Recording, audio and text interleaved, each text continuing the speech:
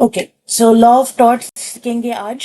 मेरा नाम doctor Sonal John है और मैं रेस्पेर एकेडमी की one of the team members हूँ। मैं आई एम आल्सो द को फाउंडर ऑफ रेस्पेर एकेडमी।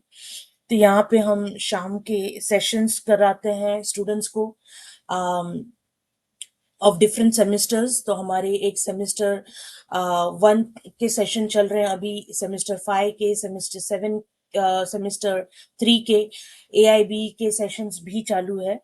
जो आपकी बार काउंसिल की एग्जाम होती है और उसके बाद जो एलएलएम की एंट्रेंस एग्जाम होती है उसके लिए भी हम सेशंस कंडक्ट कराते हैं।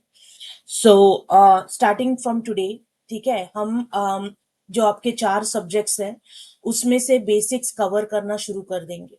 तो सबसे पहले तो कल हमने डिस्कस किया था कि आपके 4 सब्जेक्ट्स कौन से होने वाले हैं। सो आई होप आपको आपके 4 सब्जेक्ट समझ में आ गए। एक था तुम्हारा लॉ ऑफ टॉट, एक था तुम्हारा लॉ ऑफ कॉन्ट्रैक्ट 1, तुम्हारा लेबर लॉ 1, और दूसरा legal language and interpretation of statute. ठीक है, तो ये चार सब्जेक्ट्स आपके होने वाले हैं। आज हम देखेंगे लॉ ऑफ टॉट में जो आपका मॉड्यूल 1 है। तो मॉड्यूल 1 का हम आज पूरा डिस्कस करेंगे कि मॉड्यूल 1 में टॉट है क्या। ठीक है, टॉट का नेचर क्या है, स्कोप क्या है, टॉट क्राइम से कैसे अलग है। ब्रीच ऑफ कॉन्ट्रैक्ट जो हमने कल देखा, ब्रीच का मतलब क्या है, तोड़ना। ठीक है, तो कॉन्ट्रैक्ट अगर बन जाता है, जैसे हमने बताया कि कल मेरे और कल्पना जी के बीच में कॉन्ट्रैक्ट बन गया था कि मैं अपना फोन कल्पना जी को बेच रही थी और वो मुझसे खरीद रही थी 50,000 में। ठीक है, तो ये कॉन्ट्रैक्ट हो गया था। और कॉन्ट्रैक्ट को जब हम तोड़ते हैं, ठीक है, उसको ब्रीच ऑफ कॉन्ट्रैक्ट बोलते हैं। कोई भी रीजन हो सकता है कि मैंने उनको फोन जो है वो गलत मॉडल का दे दिया, हो सकता है उस टाइम पे नहीं दिया जिस टाइम पे मैंने प्रॉमिस किया था। जैसे कल हमने देखा कि जूही को हमने वेडिंग ड्रेस प्रॉमिस किया था टेलर ने 25 दिसंबर को।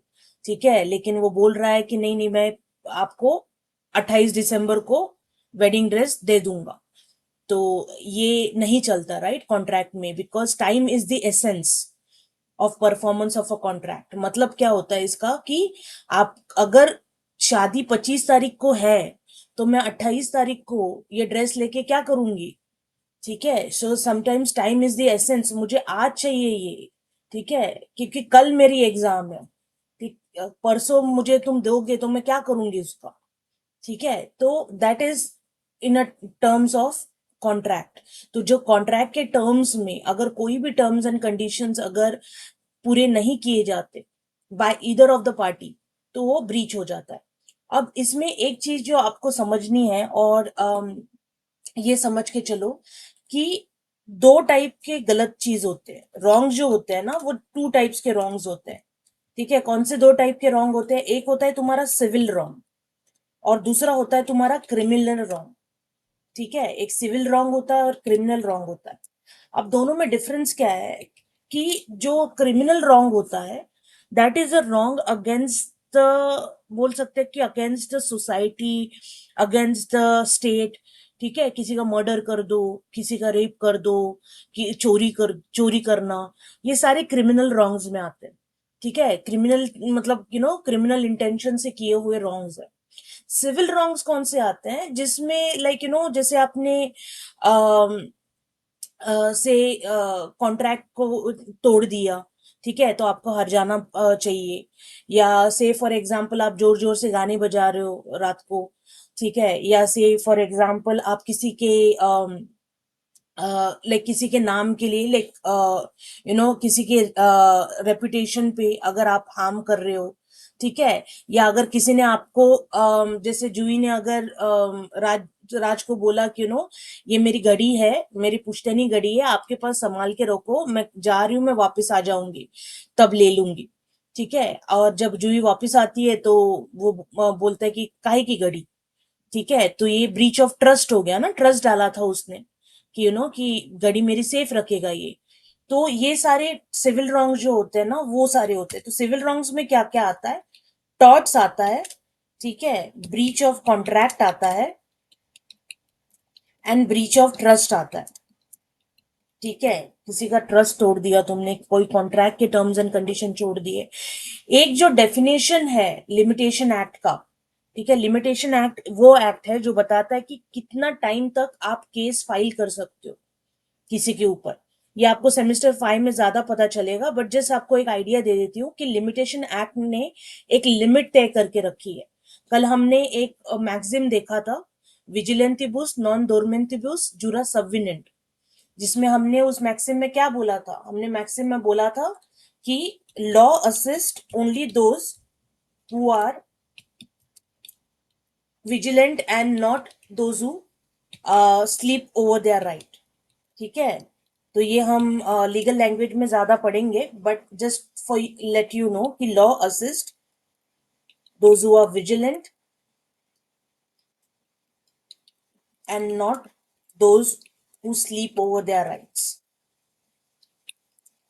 ठीक है, तो विजिलेंट, राइट, सो विजिलेंट से विजिलेंट आता है वो वर्ड। लैटिन का ये समझ लो कि लैटिन के जो वर्ड्स है ना, most of the English word जो है ना वो लैटिन से लिए गए हैं लॉ के। ठीक है, तो इसीलिए जो जब हम ऐसे कोई वर्ड्स देखते हैं, ठीक है, तो उसको तोड़ने का कोशिश किया करो कि वो एक्चुअली बोलना क्या चाहता है। तो इसमें यही बोलता है कि अगर आपके राइट्स है, अगर किसी ने आपको बोला ना गली गली में शोर है, ये बंदा चोर है, तो डिफेम कर दिया, ठीक है। या अगर मैंने कल क्लिनिक डाला और क्लिनिक में किसी ने बोल दिया अरे इसके पास जो भी पेशेंट जाते हैं वो तो वो तो मर जाते हैं, तो ये तो डिफेमेशन हो गया, मेरे पास कोई पेशेंट्स आएंगे ही नहीं। ठीक है, या अगर कोई लॉ फॉर्म डाला और लॉ फॉर्म में अगर आपने लॉ फॉर्म डाला और वहां पे किसी ने बोल दिया अरे ये लॉयर ना, ये तो बकवास लॉयर है, ये केस हमेशा हारता है, तो ये डिफेमेशन हो गया। तो आपके पास ये राइट आ गया कि आप उसके ऊपर केस डाल सकते हो डिफेमेशन का। लेकिन अगर आप नहीं डाला, आपने 6 महीना हो गए, 1 साल हो गया, 2 साल हो गए, तो 2 साल के बाद आप नहीं डाल सकते हो केस उसके ऊपर। क्यों? क्योंकि लिमिटेशन आ जाएगा। ठीक है, तो लिमिटेशन एक्ट एक एक्ट बना है पार्लियामेंट में, जिसमें उन्होंने सारे टाइम लिमिट दे के रखे कि कौन सी चीजों के लिए आप कितने टाइम तक लिमिट कर सकते हो। जैसे कि कोई आपके प्रॉपर्टी पे आके अगर उसने सपोज मतलब कब्जा कर दिया, या अगर कोई झोपड़ी बना ली या कुछ भी ऐसा कर लिया, ठीक है, तो आपके पास 12 साल है उसको निकालने के लिए। लिमिटेशन एक्ट बोलता है कि 12 साल के बाद फिर आप निकाल नहीं पाओगे उसको। ठीक है, फिर वो उसकी हो जाएगी। ठीक है, फिर वो रास्ता उसका हो जाएगा या फिर वो घर उसका हो जाएगा। तो ये सारा लिमिटेशन एक्ट बोलता है। तो लिमिटेशन एक्ट ने टॉर्ट को कैसे डिफाइन किया है? उसने डिफाइन किया है कि भाई देखो, अगर कोई सिविल रॉन्ग होता है और वो ब्रीच ऑफ कॉन्ट्रैक्ट नहीं है और ब्रीच ऑफ ट्रस्ट भी नहीं है, तो वो ऑटोमेटिकली क्या, टॉर्ट बन जाएगा। ठीक है, तो लिमिटेशन एक्ट बोलता है कि तीन ही टाइप के सिविल रॉन्ग्स हो सकते हैं, या तो वो ब्रीच ऑफ कॉन्ट्रैक्ट हो, या तो वो ब्रीच ऑफ ट्रस्ट हो, और इन दोनों में अगर वो फिट नहीं बैठता तो वो टॉर्ट बन जाएगा। तो टॉर्ट का डेफिनेशन लिमिटेशन एक्ट ने ऐसा दिया हुआ। वेरएज जो सैलमन का डेफिनेशन है, तो आपको चार पांच ही डेफिनेशन, हर हर एक जूरिस्ट अपना अपना डेफिनेशन अलग अलग देता है। आपको सारे डेफिनेशन याद करने की जरूरत नहीं है, आपको सिर्फ तीन चार डेफिनेशन जो पूछे जा सकते हैं कभी भी, तो उतने ही जानना है। सैलमन एक वेल नोन जूरिस्ट है, तो उसका डेफिनेशन क्या था, वो बोलता है कि टॉर्ट ऐसा कोई तो सिविल रॉन्ग होता है जिसमें तुम्हें कॉमन लॉ में रेमेडी मिले और अनलिक्विडेटेड डैमेजेस मिले। ठीक है, अनलिक्विडेटेड डैमेजेस कल हमने बताया था कि डैमेजेस कितने तरीके के होते हैं, दो तरीके के होते हैं। ठीक है, रिमेंबर, जब मैं डैमेज बोलती हूं, इसका मतलब होता है इंजरी, मतलब आपको कुछ तो नुकसान हुआ है। डैमेज का मतलब होता है नुकसान, ये तो आपको पता है हिंदी में भी। ठीक है, तुम्हाला काहीतरी नुकसान झालं। लेकिन जब मैंने इसको एस लगा देती हूँ, डैमेजेस बना देती हूँ, ठीक है, इसका मतलब होता है भरपाई। ठीक है, रेमेडी। तो रेमेडी के दो टाइप होते हैं, एक होता है तुम्हारा लिक्विडेटेड, मतलब के पहले से ही पता है तुम्हें कि कितना तय किया गया है, हमने पहले से ही तय किया है। ठीक है, और ये होता है तुम्हारे कॉन्ट्रैक्ट में। कॉन्ट्रैक्ट में तुम पहले से ही तय करते हो कि भाई अगर ऐसा ऐसा कुछ हुआ तो इतने पैसे दोगे। और लिक्विडेटेड का मतलब होता है अननोन। ठीक है, अनलिक्विडेटेड, अनलिक्विडेटेड का मतलब होता है अननोन। मतलब हमें पता नहीं है कितना भरपाई होगा।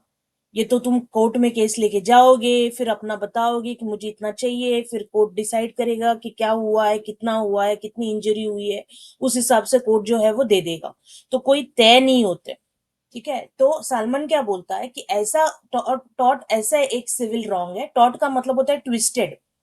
ठीक है, ट्विस्टेड मतलब घुमा के, ठीक है, ट्विस्ट किया हुआ।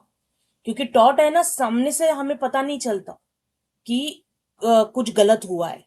ठीक है, वो तो हम जब बोलते हैं कि हाँ भाई कुछ मतलब ये चीज होनी चाहिए थी लेकिन इसने की नहीं, इस वजह से ये टॉट हो गया।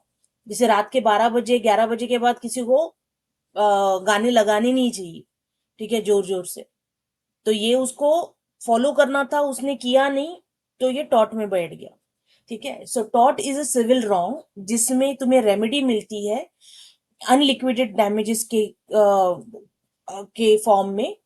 And it is not exclusively breach of contract और ब्रीच ऑफ ट्रस्ट।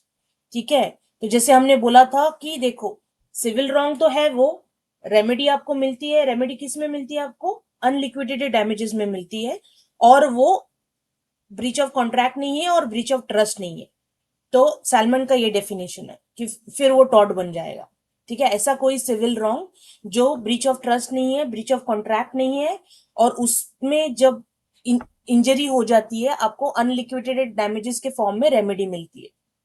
फ्रेजर क्या बोलता है? फ्रेजर बोलता है कि यार ये देखो, इतना घुमा के ये सिविल रॉन्ग क्रिमिनल रॉन्ग इसमें डालने की जरूरत नहीं है। एक सिंपल इसका डेफिनेशन रखो कि जो राइट इन रेम होता है, राइट इन रेम का मतलब क्या है? ऐसा राइट जो आपको सोसाइटी से मिलता है, कोई इंडिविजुअल नहीं देता। डिफरेंस समझो। There is a right in personam. Right in personam का मतलब क्या है? जब मैं कॉन्ट्रैक्ट करती हूं कल्पना जी के साथ, तो अगर ये कॉन्ट्रैक्ट कल्पना जी फॉलो नहीं करती है, तो मैं कल्पना जी पे केस कर सकती हूँ। अब ये राइट मुझे किसने दिया? ये राइट मुझे कल्पना जी ने दिया। जब हमने कॉन्ट्रैक्ट साइन किया, तो जब वो भी साइन कर रही है, मैं भी साइन कर रही हूँ, तो मैं उन पे केस कर सकती हूँ अगर कॉन्ट्रैक्ट के टर्म्स वो फॉलो नहीं करती। ये राइट उन्होंने मुझे दिया। और वो मेरे पे केस कर सकती है अगर मैं कॉन्ट्रैक्ट के टर्म्स फॉलो नहीं करती। ये राइट मैंने उनको दिया। तो बेसिकली कॉन्ट्रैक्ट में जो राइट्स होते हैं ना, वो पर्सन डिसाइड करता है, हम एक दूसरे पे वो राइट देते हैं। ठीक है, वेरेज जो टॉट के राइट्स होते हैं वो राइट इन रेम होते हैं। रेम का मतलब होता है कि it is available for all. ठीक है, जैसे कि अगर फॉर एग्जाम्पल राज है, राज ने घर खरीदा, तो राज ने तो बताया नहीं मुझे कि सोनल मैम आप मेरे घर पे नहीं आओगे, या जूही को नहीं बोला कि जूही तुम मेरे घर पे नहीं आओगे, कल्पना को नहीं बोले कि मेरे घर पे बिना मेरी परमिशन के नहीं आओगे। लेकिन जैसे उसने घर खरीदा, ठीक है, उसके पास एक राइट आ गया कि कोई भी इंसान उसके परमिशन के बिना उसके घर में नहीं आएगा। तो ये राइट होता है राइट इन रेम। ठीक है, राइट इन रेम वो राइट होता है जो you have against the whole world. जब मैं और कल्पना जी कॉन्ट्रैक्ट कर रहे थे, कॉन्ट्रैक्ट में मतलब जा रहे थे, तो हमने एक दूसरे के ऊपर सिर्फ राइट दिया है। ठीक है, पूरे वर्ल्ड पे के ऊपर हमारा कोई राइट नहीं आया। ठीक है, वेराज जो टॉट का राइट होता है, ये राइट इन रेम होता है। That means you have the right against the whole world. आज अगर आपका नेबर जोर जोर से गाने बजा रहा है 12 बजे, तो आप भी उसके ऊपर कंप्लेन कर सकते हो, आपके बाजू वाला भी कर सकता है, किसी और को डिस्टर्ब हो रहा है तो वो भी कर सकता है। ठीक है, तो राइट इन रेम वो होता है। तो फ्रेजर बोलता है कि अगर आपका राइट इन रेम इन्फ्रिंजमेंट हो जाता है, इन्फ्रिंजमेंट मतलब उसको अगर कोई तोड़ता है, जो आपका राइट इन रेम है, ठीक है, वो अगर कोई तोड़ता है ऑफ अ प्राइवेट इंडिविजुअल, और आपके पास एक राइट आ जाता है कि आप कंपनसेशन मांग सको सामने वाले के पास से, तो ये टॉट है, ऐसा फ्रेजर ने बोला। ठीक है, एकदम सिंपल डेफिनेशन रखा है उसने। उसने बोला है कि देखो भाई, राइट इन रेम तुम्हारे पास होता है, ठीक है, उस राइट इन रेम को अगर कोई तोड़ेगा, ठीक है, और उससे अगर तुम्हें कंपनसेशन मांगने का हक मिल जाएगा, ठीक है, कि थर्ड पार्टी से आप ले लो, पैसा ले लो, तो टॉट हो जाएगा। ठीक है, विंडफील्ड का डेफिनेशन देखो। विंडफील्ड बोल रहा कि भाई सबसे हम टॉट वॉट ये वो रॉन्ग क्यों कर रहे हैं? लाइबिलिटी के लिए ना। लाइबिलिटी मतलब क्या है? आपके ऊपर कितना मतलब रिस्पॉन्सिबिलिटी आती है फॉर एग्जाम्पल। तो विनफील्ड बोलता है कि टॉर्शियस लाइबिलिटी को हम ऐसा बोल सकते हैं कि आपके ऊपर एक ड्यूटी थी, जो ड्यूटी आपको लॉ ने लगाई है। ठीक है, कौन सी ड्यूटी? जैसे कि राज ने अगर घर खरीदा तो उसके घर में उसके परमिशन के बिना कोई नहीं जाएगा, ये सबके ऊपर ड्यूटी है। और ये ड्यूटी किसने लगाई है? लॉ ने लगाई है। ठीक है, लॉ बोलता है ना कि आप ऐसे किसी के घर में ऐसे मुंह उठा के नहीं जा सकते हो। ठीक है, वैसे ही रात के 12 बजे आप जोर जोर से गाने नहीं बजा सकते हो। ठीक है, ये ड्यूटी किसने लगाई है? ये लॉ ने ड्यूटी लगाई है। तो बेसिकली विनफील्ड यही बोलता है कि जब कोई ऐसी ड्यूटी होती है जो लॉ ने लगाई है, ठीक है, टुवर्ड्स द पर्सन, और उसको जब तुम ब्रीच करते हो, उसको जब तुम तोड़ते हो, ठीक है, उस ड्यूटी को जब तुम ठीक तरह से फॉलो नहीं करते हो और उसके वजह से किसी को नुकसान होता है और तुम्हें उस नुकसान की अनलिक्विडेटेड डैमेजेस में भरपाई करनी पड़ती है, इसको बोलते हैं टॉर्शियस लायबिलिटी। तो ये बोलता है कि भाई ये हो गया तुम्हारा टॉट। ठीक है, यहाँ पे टॉट होता है कि एक ड्यूटी दी है तुम्हें लॉ ने, वो तुम भाई फॉलो नहीं करते हो, उससे सामने वाले को नुकसान होता है और नुकसान की तुम्हें अनलिक्विडेटेड डैमेजेस में भरपाई करनी पड़ती है। ठीक है, ऑलमोस्ट हर एक, अगर आप डेफिनेशन तुम देखो, 4 डेफिनेशन हमने किए। एक था सैलमन का डेफिनेशन, एक था फ्रेजर का, एक था विनफील्ड का, और एक था तुम्हारा लिमिटेशन एक्ट का। गाइज अभी सिर्फ सुन लो, आपको ये स्लाइड जो है वेबसाइट पे मिल जाएंगे, those are enrolled at for Esper academy semester 1 के लिए। तो ये सारे स्लाइड्स का एक्सेस और रिकॉर्डिंग्स का एक्सेस आपको वेबसाइट पे अंटिल योर एग्जाम मिल जाता है। तो अभी सिर्फ समझ लो, समझने की कोशिश करो कि एक्चुअली ये चल क्या रहा है। तो टॉट में आपने ये देखा होगा कि अब एक अगर जनरलाइज्ड डेफिनेशन अगर हम डालते हैं तो हम ये बोलते हैं कि टॉट, ये वर्ड लैटिन वर्ड से आता है टॉटम, और जिसका मतलब होता है ट्विस्टेड या तो रॉन्ग। ठीक है, क्योंकि हमने तो ये बोला ना कि भाई ये एक रॉन्ग होता है, सिविल रॉन्ग होता है। ठीक है, और इसमें क्या है कि अनलिक्विडेटेड डैमेजेस में आपको भुगतान देना पड़ता है। तो याद रखना, टॉट में कोई पनिशमेंट नहीं होती है। ठीक है, सिविल रॉन्ग और क्रिमिनल रॉन्ग में यही डिफरेंस होता है कि सिविल रॉन्ग्स में जब भी कोई टॉट करता है, कॉन्ट्रैक्ट को तोड़ता है, ट्रस्ट को तोड़ता है, तो ऐसे केस में आपको रेमेडी जो है वो पैसों में मिलती है, डैमेजेस में मिलती है। ठीक है, लेकिन जब कोई क्रिमिनल रॉन्ग करता है तो यहाँ पे आपको पनिशमेंट मिलता है, जेल हो सकती है। सिविल रॉन्ग में कभी जेल जेल नहीं होगी। ठीक है, तो याद रखना, टॉर्ट में कभी जेल नहीं होगी। टॉर्ट में आपको सिर्फ भुगतान देना पड़ेगा। ठीक है, डैमेजेस पे करने पड़ेंगे।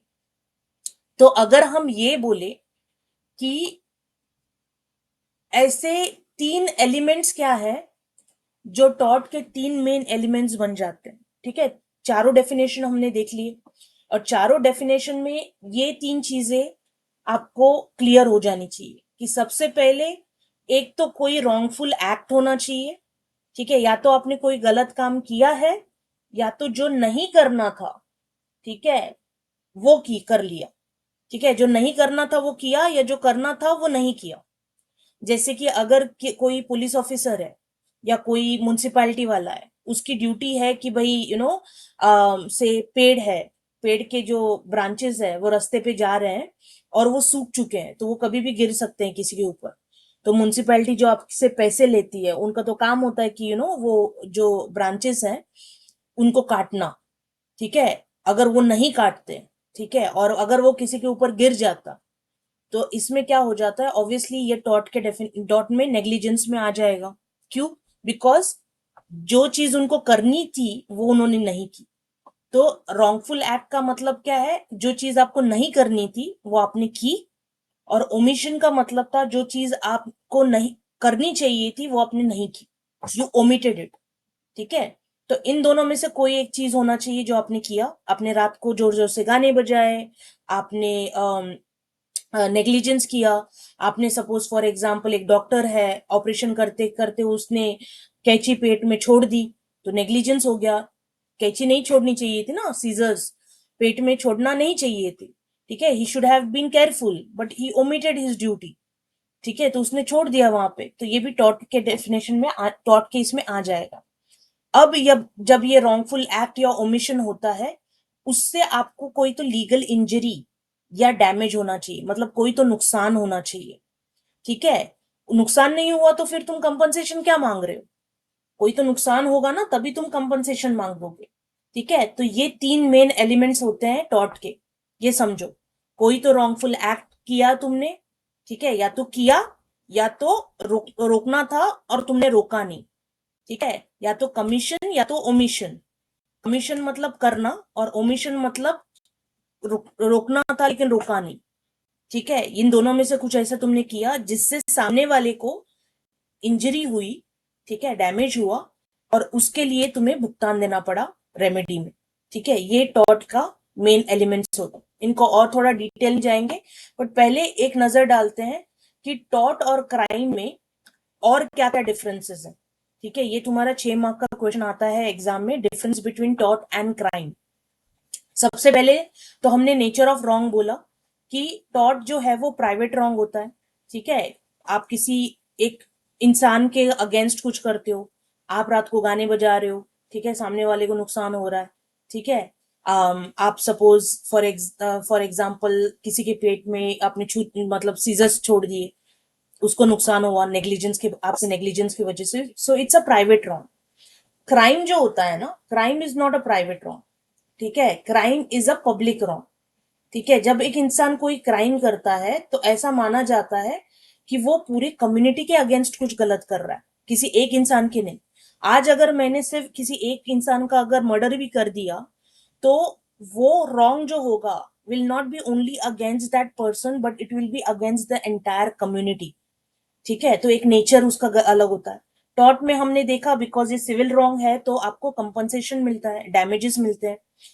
क्राइम में हमने देखा कि पनिशमेंट मिलता है, आपको जेल हो सकती है, फाइन हो सकती है, डेथ पेनल्टी भी हो सकती है। ठीक है, टॉर्ट में जो केस फाइल होता है वो वही फाइल करता है जिसके साथ तुमने कुछ गलत किया हो। ठीक है, तुमने फॉर एग्जाम्पल जोर से गाने बजाए, सामने वाले की नींद खराब हो गई तो उसने तुम पे केस डाल दिया। वेरस क्राइम में कंप्लेंट कोई भी फाइल कर सकता है। ठीक है, और वो स्टेट के नाम पे फाइल होती है। ठीक है, जैसे कि स्टेट वर्सेस गोविंदा। ठीक है, तो जो आर वर्सेस गोविंदा का केस है, आगे आप आईपीसी में देखोगे। गोविंदा मतलब एक्टर गोविंदा नहीं, दूसरा एक बंदा था, उसके अगेंस्ट केस था। ठीक है, तो it always is against state versus कुछ देखोगे। कुछ जगहों पे जब आप केस लॉज देखोगे, केस लॉज क्या होता है पता है? केस लॉज क्या होते हैं? बेसिकली जब कोई केस कोर्ट में आता है, तो जज उस कोर्ट केस को पूरी तरह से सुनते हैं और अपना जजमेंट सुनाते हैं। तो जब वो जजमेंट सुनाते हैं, तो ऐसा जजमेंट जो है वो प्रेसिडेंट बन जाता है आने वाले जजमेंट के लिए।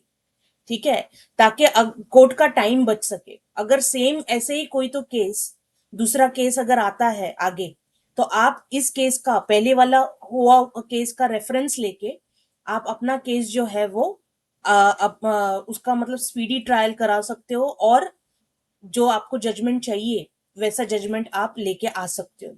अगर आपने मूवी देखी थी, एक मूवी आई थी जय भीम, तो जय भीम में वो बोलते हैं कि जो हेबियस कॉर्पस का केस है उसमें क्रॉस एग्जामिनेशन नहीं होता, लेकिन वो एक दूसरे कोर्ट का केस का रेफरेंस देता है और बोलता है कि वहां पे ऐसा अलाउ किया गया था, तो उसका रेफरेंस लेके, उसका प्रेसिडेंट मान के आप मुझे इस केस में भी अलाउ करें।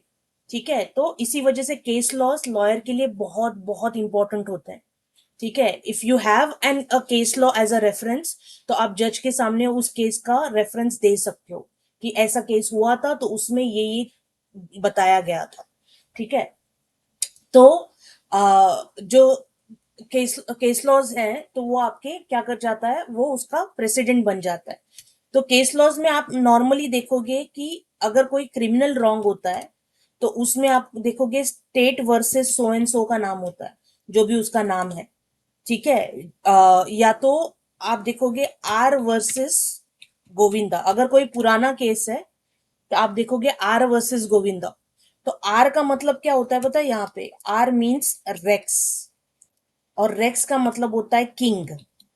तो पहले रानी का राज होता था यहाँ पे, ठीक है, तो 1947 के पहले तो रानी थी, तो रानी के टाइम के 1947 के पहले के टाइम के जो भी केसेस हुए हैं, जो क्रिमिनल केसेस हुए हैं, तो वहां पे आप स्टेट वर्सेस नहीं देखोगे, वहां पे आप आर वर्सेस देखोगे। लेकिन you should know now, after this lecture you should know कि आर का मतलब होता है रेक्स। ठीक है, आर का फुल फॉर्म है रेक्स, और उसका मतलब होता है किंग। मतलब ये केसेस भी स्टेट ने ही चलाए हैं उस बंदे के ऊपर। ठीक है, तो ये याद रखना। तो यहाँ पे केस कौन फाइल करता है? स्टेट फाइल करता है। टॉर्ट में अगर तुम्हें कंपनसेशन मिल गया तो वो प्राइवेट बंदा जिसने केस फाइल किया था वो अपना केस को विड्रॉ भी कर सकता है। क्राइम में तुम पैसे लेके केस विड्रॉ नहीं कर सकते हो। ठीक है, it is accept in certain compoundable cases. Compoundable का मतलब क्या होता है? पैसे देके केस रफा करना। ठीक है, जैसे कि डिफॉर्मेशन हो गया, तो डिफॉर्मेशन में अगर तुमने क्राइम के अंडर केस डाल दिया, लेकिन तुमने सामने वाले ने तुम्हें पैसे दे दिए, तो तुम वो पैसे मतलब तुम उसको छोड़ सकते हो। ठीक है, तुम बोल सकते हो कि ठीक है जाने दो, मुझे उसके ऊपर केस नहीं करना है। अदरवाइज जनरली क्राइम के केसेस विड्रॉ नहीं कर किए जा सकते। ठीक है, टॉर्ट में कोई लॉ नहीं है, कोई स्टैट्यूट नहीं है, कोई एक्ट नहीं है जो पार्लियामेंट ने बनाया है जिसमें सारे ये लॉज लिखे हैं।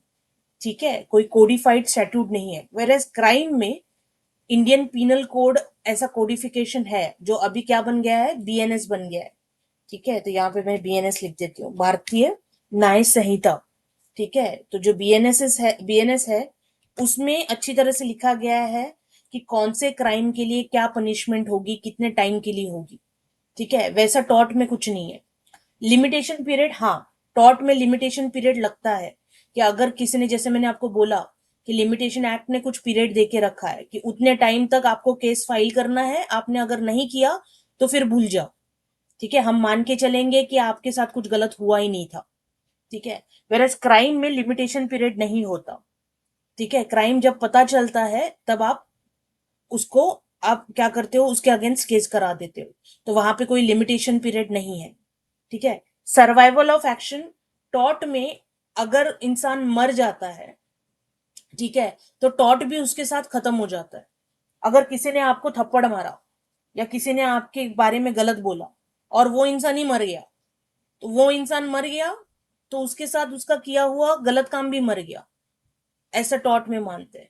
ठीक है, और इवन मतलब कुछ, लेकिन कुछ ऐसे एक्सेप्शंस है टॉर्ट में जहां पे से फॉर एग्जांपल आप उसके लीगल रिप्रेजेंटेटिव्स को भी सू कर सकते हैं। ठीक है, मतलब अगर किसी ने आपसे कोई पैसे लिए हो या कुछ ऐसा डैमेज हुआ हो जिसका आपको हर्जाना देना है, तो वो हर्जाना आप क्या कर सकते हो? उसके लीगल रिप्रेजेंटेटिव से भी मांग सकते हो। वेरएस क्राइम में ऐसा नहीं है। क्राइम में 100% यही है कि जिसने क्राइम किया है वो मर गया, तो उसके साथ उसका गलत काम भी मर गया। यहाँ पे आप उसके लीगल रिप्रेजेंटेटिव को नहीं बोल सकते कि तेरे डैडी ने मेरे डैडी का मर्डर किया था, अब तुझे मतलब उसका भुगतान करना पड़ेगा, ये नहीं चलेगा। ठीक है, उसके साथ क्राइम भी मर जाता है। अप्लीकेशन ऑफ लॉ, जैसे हमने बोला, इसका कोई सेपरेट स्टैट्यूट नहीं है, ये अनकोडिफाइड है, और ये इंडियन पीनल कोड या अभी जो बीएनएस 2023 हो गया है उससे गवर्न होता है। टॉर्ट में इंटेंशन रिलेवेंट होता है कि भाई आपने अगर कोई गलत काम किया तो वो क्यों किया, क्या क्या उसके अगेंस्ट, मतलब क्या आपका इंटेंशन था। जरूरी नहीं कि हमेशा। ठीक है, जैसे कि नेग्लिजेंस में आपको पूछा जाएगा कि कि आपका सच में कोई गलत काम करने का इरादा था या आपसे भूल हो गई। ठीक है, क्राइम में इंटेंशन जो होता है ना वो होना ही चाहिए। ठीक है, क्राइम में बिना इंटेंशन, जिसको मेंस रिया भी बोलते हैं, मेंस रिया का मतलब होता है गिल्टी माइंड। क्या मतलब होता है? Guilty mind. तो देर तो दो वर्ड्स आपको पता होने चाहिए। एक है मेंस रिया, ठीक है, मेंस मतलब माइंड और रिया मतलब गिल्ट, तो गिल्टी माइंड। ठीक है, और दूसरा है actus reus, that is guilty act. अब ये समझो, लैटिन का कुछ कमाल सोचो, समझो। ठीक है। लैटिन का कमाल ये है कि लैटिन में आपके पास एक होता है रूट, ठीक है, जिसको आप बेस भी बोल सकते हैं, ठीक है, और उसको लगने वाला से एंडिंग, ठीक है, जो होता है तुम्हारा अ, उस, उम, ठीक है, ये तुम्हारे एंडिंग होता है।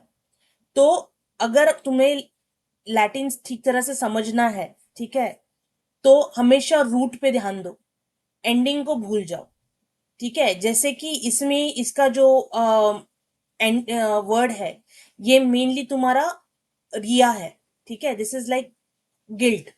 तो ये रिया हो, रियूस हो, रियूम हो, इन सब का मतलब क्या निकलेगा, सेम ही होगा, दैट इज गिल्ट,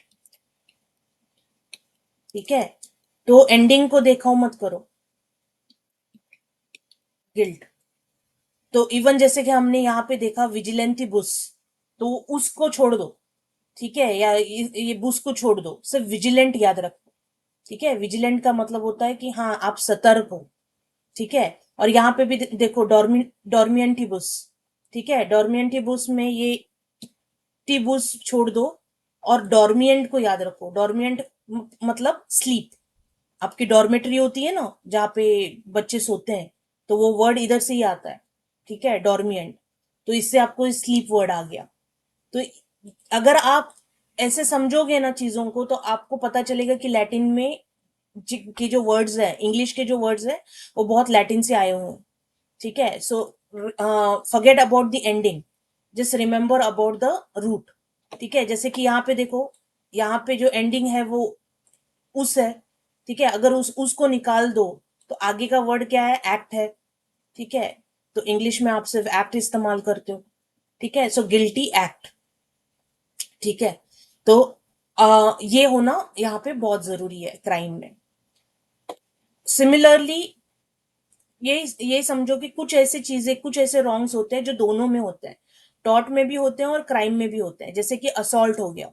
असॉल्ट मतलब किसी ने आपको डराया, धमकाया, आपको बोला कि मैं, ऐसे हाथ दिखा के बोला मैं मार दूंगी हाँ तुम्हें, ठीक है। या तो मैं ऐसे पानी, ऐसे पानी का ग्लास ऐसे लिया और बोला कि मैं पानी फेंक दूंगी तुम्हारे चेहरे पे, या मैं थूक दूंगी तुम्हारे चेहरे पे, तो इन सबको असॉल्ट बोलते हैं, ठीक है। तो असॉल्ट टॉर्ट में भी आता है, क्राइम में भी आता है। डिफेमेशन हो गया, वो भी टॉर्ट में भी आता है, क्राइम में भी आता है। नेग्लिजेंस दोनों में आता है, टॉर्ट में भी आता है, क्राइम में भी आता है। न्यूसेंस, न्यूसेंस का मतलब होता है कि कोई आपकी, जैसे कि मैंने आपको बोला कि रात को गाने बजा रहा है जोर जोर से, तो ये न्यूसेंस में आता है। न्यूसेंस मतलब कोई आपका इरिटेट कर रहा है आपको, ठीक है, तो ये दोनों में आता है। कॉन्स्पिरेसी, कॉन्स्पिरेसी मतलब मिलके कुछ दो तीन लोग मिलके कुछ तैयार कर रहे हो, ठीक है, मतलब प्लान बना रहे हो, तो उसको कॉन्स्पिरेसी बोलते हैं। तो ये दोनों में आता है, टॉर्ट में भी आता है और क्राइम में भी आता है। लेकिन फर्क ये पड़ता है कि जो रेमेडी टॉर्ट में होती है वो कंपनसेशन होती है, ठीक है, और जो रेमेडी क्राइम में होती है वो पनिशमेंट होती है। अगर किसी ने मेरे बारे में गलत बोल दिया तो ये डिफॉर्मेशन है। अगर मुझे सिर्फ उसके पैसे चाहिए तो मैं टॉर्ट में उस पर केस कर दूंगी, और अगर मुझे चाहिए कि नहीं वो तो जेल में भी जाए, ठीक है, तो मैं उसको क्राइम के अंडर उसके ऊपर केस कर दूंगी ताकि उसको पनिशमेंट मिल जाए, क्योंकि टॉर्ट में उसको पनिशमेंट नहीं मिलता, याद रखना। अब टॉर्ट और ब्रीच ऑफ कॉन्ट्रैक्ट के बीच में अगर डिफरेंस बताना हो तो ये भी 6 मार्क के लिए आता है आपको एग्जाम में क्वेश्चन। तो tort is a duty fixed by law, law एक ड्यूटी फिक्स करता है जिसको आपको फॉलो करनी होती है। वेर एज कॉन्ट्रैक्ट में दो लोग आपस में एक ड्यूटी फिक्स करते हैं कि तुझे ये करना है, मुझे ये करना है, मुझे ये करना है, तुझे ये करना है, ठीक है, ताकि अगर ड्यूटी जो कोई नहीं कर पाया हम में से, तो हम मानेंगे कि कॉन्ट्रैक्ट का ब्रीच हो गया, ठीक है। टॉर्ट में जो ड्यूटी होती है, you owe it to the society, ठीक है, सोसाइटी की तरफ तुम वो ओ करते हो। जैसे कि मैंने बोला कि जब राज ने घर खरीदा, उसके परमिशन के बिना कोई भी उसके घर में नहीं जाएगा, ठीक है। ये एक ड्यूटी है that we owe to Raj, right.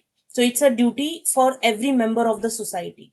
Where as breach of contract में जो लोग उस कॉन्ट्रैक्ट में इन्वॉल्व है, उनके ऊपर ही ये ड्यूटी आ जाती है, ठीक है। जैसे हमने बोला टॉर्ट में जो राइट है वो राइट इन रेम है, ठीक है, that is right against the whole world. मैंने घर खरीदा तो पूरे लोगों के ऊपर मेरे एक राइट आ गया, सारे पूरी सोसाइटी के ऊपर, कि मेरे परमिशन के बिना कोई भी मेरे घर में आ नहीं सकता। ठीक है, this is right in rem.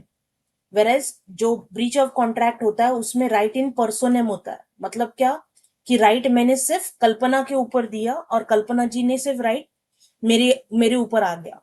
ठीक है, कि हम दोनों में से कोई जो है वो कॉन्ट्रैक्ट को ब्रीच नहीं कर सकते। It is only enforceable against the specific person. ठीक है, किसी और के ऊपर नहीं। वो कॉन्ट्रैक्ट को यूज करके मैं कल्पना जी के हस्बैंड को या कल्पना जी मेरे भाई को, उनको इन्वॉल्व नहीं कर सकते। ठीक है, कॉन्ट्रैक्ट में there is something called as privity of contract. ठीक है, privity of contract. Privity of contract का मतलब होता है कि third person can not sue and can not be sued. ठीक है, तेरे मेरे बीच में तीसरे बंदे का कोई लेना देना ही नहीं है। ठीक है, ये डॉक्ट्रिन है, doctrine of privity of contract. ठीक है, थर्ड पर्सन का कोई लेना देना नहीं। थर्ड पर्सन ना तो हम दोनों में से किसी को सू कर सकता है, ना हम उसके ऊपर सू कर सकते हैं। ठीक है, अगर कल्पना जी कॉन्ट्रैक्ट को तोड़ती हैं तो मुझे कल्पना जी को ही सू करना पड़ेगा, और अगर मैं तोड़ती हूँ तो कल्पना जी मुझे ही सू कर सकती है, कोई थर्ड पर्सन को नहीं। ठीक है, सो नीड ऑफ प्रिविटी। तो टॉट में कोई प्रिविटी नहीं है। जैसे मैंने बोला, रात को कोई जोर जोर से गाने बजा रहा है, जिसको भी डिस्टर्ब हो रहा है वो जाके केस कर सकता है, कोई प्रिविटी ऑफ नहीं होता उसमें। लेकिन ब्रीच ऑफ कॉन्ट्रैक्ट में प्रिविटी होता है। सिर्फ वो ही लोग जो इन्वॉल्व है वो सू कर सकते हैं, और उनके ऊपर तुम सू कर सकते हो। मोटिव, मोटिव ऑफन रिलेवेंट होता है। ठीक है, कि किस वजह से इसने से फॉर एग्जाम्पल ये टॉट कमिट किया। ब्रीच ऑफ कॉन्ट्रैक्ट में फर्क नहीं पड़ता क्या मोटिव है। ठीक है, तुमने, मतलब कल्पना जी बोल रही है मला फरक पडतच नाही। ठीक है, तो तुम्ही मला फोन कशाला देत नाही। ठीक है, आपको होगा कोई तो रीजन, मुझे नहीं पता, मुझे रीजन पता करना भी नहीं है कि आप क्यों नहीं दे रहे हो। आपला जे कमिटमेंट झाला ते तुम्हाला द्यायला लागेल। ठीक है, आपने बोला था कि भाई 50,000 में मैं आपको ये फोन दे रही हूँ, खत्म बात, ये कॉन्ट्रैक्ट हमने किया था। अब आपका क्या रीजन है वो आपके पास ही रखो। ठीक है, सो मोटिव ब्रीच ऑफ कॉन्ट्रैक्ट में इरिलेवेंट हो जाता है। ठीक है, उसका कोई फर्क ही नहीं पड़ता कि आपका क्या रीजन था। ठीक है, कि वो ब्रीच ऑफ कॉन्ट्रैक्ट हो गया। याद रखना, यहाँ पे हमने कल एक बात की थी डॉक्ट्रिन ऑफ फ्रस्ट्रेशन की। ठीक है, डॉक्ट्रिन ऑफ फ्रस्ट्रेशन जो तुम्हारा, जिसको डॉक्ट्रिन ऑफ इम्पॉसिबिलिटी भी बोलते हैं। ठीक है, इम्पॉसिबिलिटी। ठीक है, जो सेक्शन नंबर 56 में है। ठीक है, जिसमें हमने क्या बोला था कि अगर फॉर एग्जाम्पल वॉर हो जाता है, कोई मर जाता है, इनकैपेसिटेशन हो जाता है। ठीक है, मतलब फॉर एग्जाम्पल कि वो पेंटर है लेकिन उसका हाथ कट गया तो वो ड्राइंग बना नहीं सकता। ठीक है, या सपोज वॉर हो गया या डेथ हो गया उस पेंटर का, या से फॉर एग्जाम्पल कोई एलियन कंट्री से कोई सामान लेके आने वाला था। ठीक है, वो सामान मतलब अभी वो कंट्री ही नहीं रही, या वहां पे सामान ही नहीं मिलता। ठीक है, ऐसा अगर कुछ होता है तो इस केस में कॉन्ट्रैक्ट जो होता है तुम्हारा वॉइड हो जाता है। ठीक है, क्यों? बिकॉज मैं तो करना चाहता हूं लेकिन मैं कर ही नहीं सकता। ठीक है, इम्पॉसिबल हो गया है मेरे लिए करना, इसीलिए मैं कर नहीं पाता। ठीक है, अदरवाइज तुम्हारा अगर कोई दूसरा मोटिव होता है तो वो इरिलेवेंट हो जाता है। ठीक है, टॉट में तुम्हें क्या मिल जाएगा, लॉसेस का तुम्हें भुगतान मिल जाएगा। ठीक है, ब्रीच ऑफ कॉन्ट्रैक्ट में भी तुम्हें भुगतान मिल जाएगा। यहाँ पे ये समझो कि जो टॉट होता है उसमें तुम्हारे जो डैमेजेस होते हैं वो क्या होते हैं, तुम्हारे अनलिक्विडेटेड डैमेजेस होते हैं। ठीक है, अनलिक्विडेटेड डैमेजेस होते हैं, इसके बारे में हमने पहले भी बोला है। अनलिक्विडेटेड मतलब पहले से तय नहीं होते, it they are not known. Whereas contract में तुम्हारे लिक्विडेटेड डैमेजेस होते हैं, दे आर ऑलरेडी नोन, कि भाई कितना कितना पैसे देंगे। ठीक है, तो कल्पना जी बोल रहे हैं 50,000, तो आप मतलब 50,000 थे तुम्हें देणारच। ठीक है, जो मैंने आपको दिए थे वो तो तुम दोगे ही, लेकिन उसके साथ ही साथ आप 20,000 मुझे और दोगे।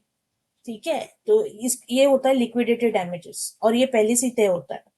लिमिटेशन पीरियड, तो टॉट का लिमिटेशन पीरियड तब से शुरू होता है जब से उसने कोई इंजरी या डैमेज किया है। और ब्रीच ऑफ कॉन्ट्रैक्ट का लिमिटेशन पीरियड तब से शुरू होता है जब से इसका ब्रीच हुआ है। ठीक है, जैसे कि हमने कल बताया था कि ब्रीच ऑफ कॉन्ट्रैक्ट के दो ब्रीचेस, दो चीजें होते हैं। ठीक है, एक होता है तुम्हारा एक्चुअल ब्रीच ऑफ कॉन्ट्रैक्ट। ठीक है, जैसे कि जूही को वो ड्रेस चाहिए था, उसका गाउन देने वाले थे 25 दिसंबर को टेलर, और 25 दिसंबर को वो बोलता है कि भाई मैं नहीं दे सकता, तो ये एक्चुअल ब्रीच ऑफ कॉन्ट्रैक्ट हो गया। और दूसरा होता है एंटीसिपेटरी ब्रीच ऑफ कॉन्ट्रैक्ट। तो एंटीसिपेटरी ब्रीच ऑफ कॉन्ट्रैक्ट में क्या होता है कि सपोज अगर उसने 20 तारीख को बोल दिया कि मैं नहीं दे सकता 25 को तुम्हें, तो इसको बोलते हैं एंटीसिपेटरी, मतलब वो पहले से एंटीसिपेट कर रहा है कि 25 को मैं नहीं दे पाऊंगा तुम्हें। ठीक है, तो एक्चुअल ब्रीच ऑफ कॉन्ट्रैक्ट में आप तभी सू कर सकते हो उसको क्योंकि ब्रीच हो गया। एंटीसिपेटरी ब्रीच में आपके पास ऑप्शन है, या तो आप 20 तारीख को ही सू कर दो जब वो बता रहा है, ठीक है, या आप 25 तारीख तक रुक जाओ और 25 को सू कर दो। ठीक है, तो बेसिकली आपका लिमिटेशन पीरियड जो है वो तब से शुरू हो जाएगा जब से कि तुम्हारा ब्रीच ऑफ कॉन्ट्रैक्ट हुआ है। ठीक है, लिमिटेशन पीरियड हमेशा रहता है क्योंकि लॉ ये बोलता है कि आपको जिंदगी भर नहीं दे सकते हम, कभी भी मुंह उठा के केस करने चले आओ। ठीक है, तो एक टाइम पीरियड है कि तब तब तक आप केस कर सकते हो, उसके बाद टाटा बाय बाय। ठीक है, आप मत दिखो हमें। तो टॉर्ट और ब्रीच ऑफ कॉन्ट्रैक्ट के बीच में आपने समझ में आया कि tort is a civil wrong and it is independent of a contract, it is right in rem. Breach of a contract is a failure to perform a promise which is made in a contract. दो लोगों के बीच में एक promise हुआ, आप वो fail हो रहे हो करने के लिए, तब ये ब्रीच ऑफ कॉन्ट्रैक्ट आ जाता है। Tort protects right in rem, that is right against the whole world. ठीक है, और and contract is right in personam, that is right against only that person, सामने वाले की तरफ जिसके साथ आपने कॉन्ट्रैक्ट किया। अब लाइबिलिटी समझो, लाइबिलिटी का मतलब क्या है। लाइबिलिटी बोलता है कि कौन, किसको आप सू कर सकते हो और किसको आप सू नहीं कर सकते हो टॉर्ट में। तो टॉर्ट में, टॉर्ट ये बोलता है कि जब आपके पास एक लीगल राइट था और वो लीगल राइट अगर किसी ने इंजर किया है, डैमेज किया है, ठीक है, तो आप उसको सू कर सकते हो। राज ने घर खरीदा, ठीक है, और ट्रेसपास जूही ने ट्रेसपास किया, ठीक है, उसके परमिशन के बिना उसके घर में चली गई, तो यहाँ पे टॉट हुआ है। ठीक है, राज जूही पे केस कर सकता है, उस पे सू कर सकता है। क्यों? क्योंकि राज का लीगल राइट था कि मेरे परमिशन के बिना मेरे घर में कोई नहीं आए। ठीक है, तो इसलिए वो सू कर सकती है। लीगल रिप्रेजेंटेटिव सू कर सकते हैं इन केस ऑफ डेथ। अगर फॉर एग्जाम्पल जैसे कि कोई एक्सीडेंट हो जाता है, तो फेटल एक्सीडेंट एक्ट ये बोलता है कि सामने वाला तो मर गया, तो तुम अगर ऐसा बोलोगे कि भाई सामने वाला जिसके साथ गलत हुआ है वो ही सू कर सकता है, तो फिर यहाँ पे तो सू नहीं कर पाएगा, वो ऊपर से नीचे थोड़ी आएगा सू करने के लिए। तो ऐसे केस में उसका लीगल रिप्रेजेंटेटिव भी सू कर सकता है। ठीक है, किसको सू नहीं कर सकते, तो कुछ ऐसे लोग होते हैं जिनको इम्यूनिटी मिली है, इनके ऊपर आप केस नहीं कर सकते हो। तो याद रखना, जैसे कि आप प्रेसिडेंट के ऊपर केस नहीं कर सकते हो, आप गवर्नर के ऊपर केस नहीं कर सकते हो, आप जजेस जो होते हैं उन पे टॉर्ट नहीं कर सकते हो अगर वो कोई जुडिशियल एक्ट कर रहे हैं तो। ठीक है, जो सोवेरेन स्टेट्स के जो एम्प्लॉयज होते हैं, ठीक है, जो अपने एम्प्लॉय की ड्यूटी कर रहे हैं, ठीक है, उनके ऊपर आप केस नहीं कर सकते। ठीक है, इसके एक्सेप्शन है थोड़े बहुत, बट नॉर्मली जो पब्लिक ऑफिसर्स होते हैं जो अपनी ड्यूटी कर रहे होते हैं उनके ऊपर आप केस नहीं कर सकते हो। ठीक है, जैसे कि अगर कोई पब्लिक ऑफिसर आया आपको गिरफ्तार करने आया, ठीक है, अरेस्ट करने आया, तो उसने आपका कॉलर पकड़ा या आपको मतलब हाथ से पकड़ा और आपको लेके गए, तो आप ये नहीं बोल सकते कि यार वहां पे बैटरी हो गया या असॉल्ट हो गया, तो आप वो ऐसा उनको नहीं बोल सकते। एंड आप फॉरेन डिप्लोमेट्स को भी, उनके ऊपर भी केस नहीं कर सकते। यहाँ पे जैसे ये बोला है कि कुछ लिमिटेशन है, ये केस आपको बता देती हूँ। तो ये केस एक्चुअली हुआ ये था, state of Rajasthan versus Vidyavati. तो एक राजस्थान स्टेट का एक एम्प्लॉय था जो ट्रक चला रहा था। ठीक है, so he was working for the state, मतलब वो ऑफिस, मतलब जैसे बोलते हैं ना कि गवर्नमेंट एम्प्लॉय था। तो वो गाड़ी चला रहा था और उसके गाड़ी के नीचे विद्यावती का हस्बैंड आ गया। ठीक है, तो हस्बैंड मर गया। तो ऐसे केस में फिर उसने बोला कि यार वो तो अपना काम कर रहा था, ठीक है, तो वो काम कर रहा था, तो उसको क्या है, अम, उसको कोई ये नहीं होना चाहिए, सजा नहीं होनी चाहिए। ठीक है, उसको इम्यूनिटी देनी चाहिए, बिकॉज वो तो गवर्नमेंट का ऑफिसर है, वो तो गवर्नमेंट का काम कर रहा था। तो यहाँ पे एक मैक्सिम है, रेक्स नॉन पोटेस पिकार।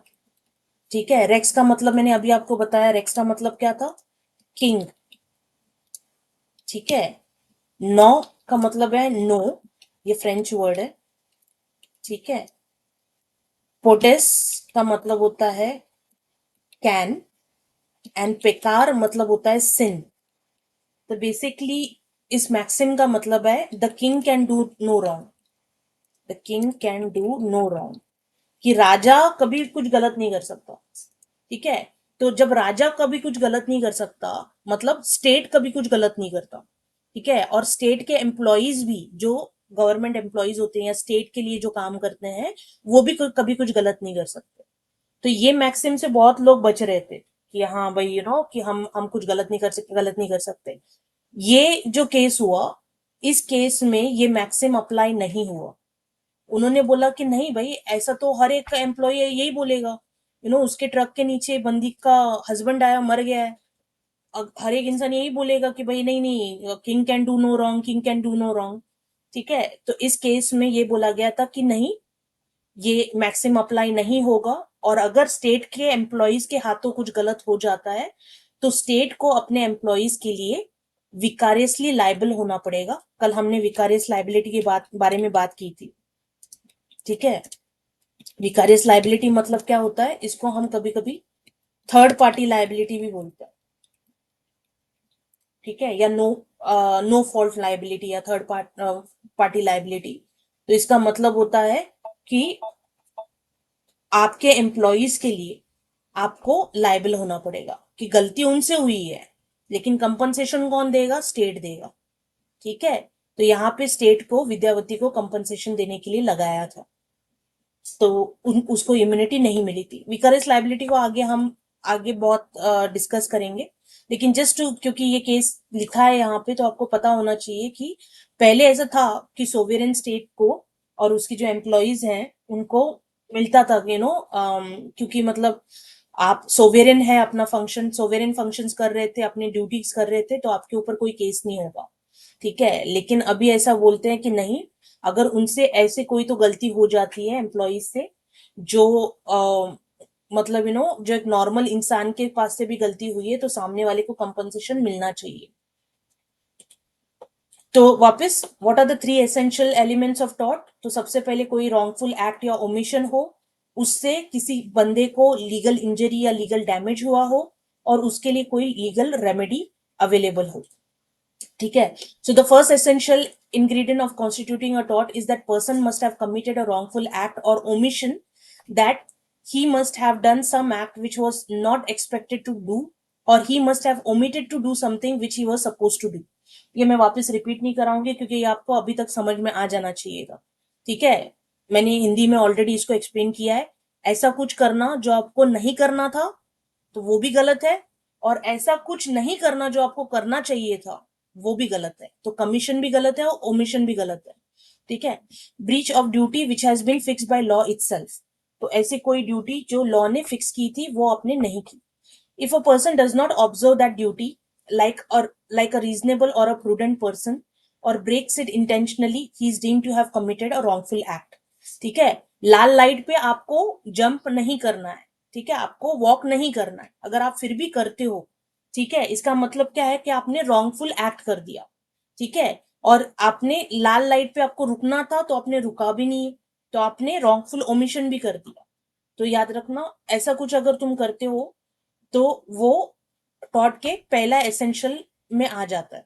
In order to make the person liable for a tort, he must have done something legally wrong which violates the legal right of another person. For example, violation of right to property, जैसे कि हमने अभी राज का example लिया, कि उसने अगर घर खरीदा, तो कोई भी उसके प्रॉपर्टी में बिना उसके परमिशन के आ नहीं सकता, ये उसका राइट है। ठीक है, उस राइट को अगर तुम वॉयलेट करते हो। राइट ऑफ बॉडीली सेफ्टी, तो आपका जो बॉडी है उसके वन हैंड डिस्टेंस में आपका राइट है कि कोई भी उसमें आ नहीं सकता। तो अगर वो कोई राइट, अगर बॉडीली सेफ्टी का राइट अगर कोई वॉयलेट करता है, या आपके रेपुटेशन को अगर कोई खराब करता है, जैसे डिफेमेशन हो गया, तो ये सारा रॉन्गफुल एक्ट में आ जाएगा. A wrongful act may be positive act or an omission which can be committed by a person either negligently or intentionally, or even by committing a breach of strict duty, for example driving a vehicle at an excessive speed. ठीक है, तो आपको बोला गया है कि ये speed limit है, फिर भी आप बहुत उसके ऊपर ड्राइव कर रहे हो. मतलब क्या है कि आप ओमिशन कर रहे हो ना, आप ड्यूटी जो है वो फॉलो नहीं कर रहे हो. ठीक है, तो ये भी रॉन्गफुल एक्ट के कैटेगरी में आ जाएगा. And remember, it has to be recognised by law. ऐसे नहीं कि आपने आपकी आपके हिसाब से वो गलत है, नहीं, लॉ के हिसाब से वो गलत होना चाहिए. ठीक है. इफ देर वो मियर जस्ट मॉरल और सोशल रॉन्ग, जैसे कि अगर कोई इंसान डूब रहा हो, ठीक है, और अगर आपको तैरना आता है, आपने देखा कि वो डूब रहा है, लेकिन फिर भी आपने उसको नहीं बचाया, तो ये मॉरली रॉन्ग होता है. इस इसको लीगली रॉन्ग में नहीं पकड़ते हैं. तो there is something called as moral wrong and legal wrong. ठीक है. तो मॉरल रॉन्ग मतलब क्या होता है कि हाँ भाई, जैसे मैंने अभी एग्जांपल दिया तुम्हें कि तुम्हें स्विमिंग आता है, ठीक है, और कोई डूब रहा है, ठीक है, तो तुम्हारा मॉरल एक फर्ज बनता है कि तुम उसको जाके बचा लो. ठीक है, लेकिन तुम नहीं बचाते हो, तुम बोलते हो आज बचाने का मूड नहीं है, ठीक है, कल आना. ठीक है, मस्त में संडे को आना, संडे को नहा धो के वापस डूबने चली जाना, मैं तब बचा लूंगा. ठीक है, आज बचाने का मूड नहीं है. ठीक है, तो ये मॉरल रॉन्ग हो गया. ठीक है. लीगल रॉन्ग क्या होता है, जैसे कि अगर आप एक्चुअली एक लाइफ गार्ड के जॉब कर रहे हो किसी स्विमिंग पूल में, और वहां पे अगर कोई कोई डूब रहा है और आप नहीं बचाते हो, तो ये लीगल रॉन्ग हो जाएगा. क्यों? बिकॉज अब आपके ऊपर ये लीगल रिस्पॉन्सिबिलिटी आ गई है कि आपको उसको बचाना ही है, बिकॉज वही तो आपका जॉब है. ठीक है. So this called as moral wrong and legal wrong. तो जो टॉर्ट में जब हम रॉन्गफुल एक्ट बोलते हैं, वो कोई तो लीगल रॉन्ग होना चाहिए.